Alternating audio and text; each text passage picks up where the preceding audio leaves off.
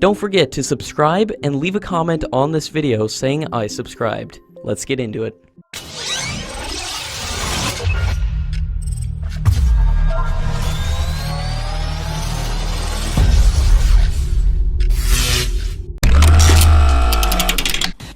According to latest reports, in order to shorten the process to select 110 fighter jets, the Indian Air Force will consider the field evaluation results of the previous MMRCA tender. The systems of the aircraft that were tested and proved earlier will not be put to test again, and only the new modifications that have been made to the aircraft will be tested. The Indian Air Force is currently in the process of finalizing the Air Staff Qualitative Requirements, which is a list of must-have capabilities and parameters for the aircraft, and this will also take into account the disruptive and transformative technologies that are likely to be a reality in the coming decades.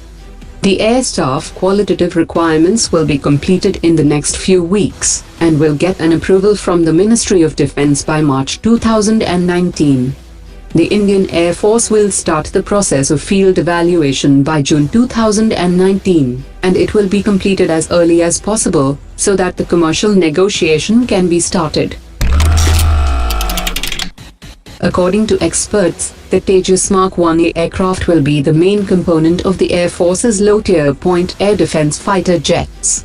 The Tejas Mark II is the next program in the line, and will commence its developmental trials from 2021 to 2022 onwards, and the Mark II has been upgraded to as a medium-class fighter, which will be India's very own Mirage 2000. The Indian Air Force openly called for the performance benchmark of the Tejas Mark II to be superior to the upgraded Mirage 2000, and the Tejas Mark II aircraft will be playing a critical role in the mid-tier, and will supplement the upcoming Rafale fighters, along with the aircraft which was selected out of the recent tender of the MMRCA. According to Chinese media reports, China has officially confirmed that it is building its third aircraft carrier, which is stated to be bigger than the other two carriers. The third carrier can be a nuclear-powered carrier, and it would likely carry J-15 and J-31 fighters, KJ-600 airborne early warning and control aircraft, anti-submarine aircraft, and stealth drones. According to experts, China might possess 6 aircraft carriers by 2030.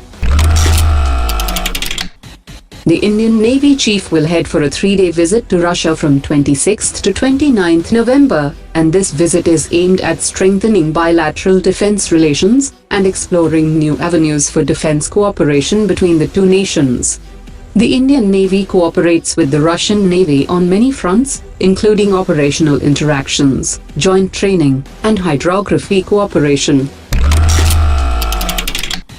Australia's Trade and Investment Minister Simon Birmingham has indicated that Australia and India are making real progress on the issue of uranium exports to India.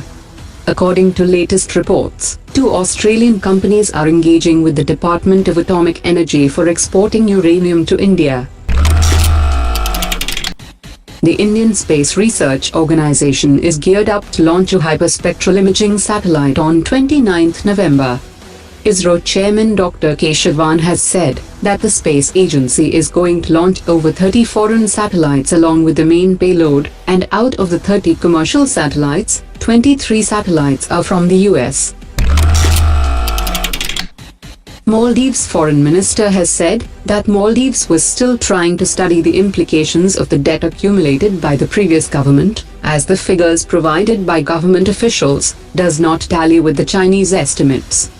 Maldives owes around 70% of its external debt to China, and Maldives is looking at India for more budgetary support for meeting its development goals.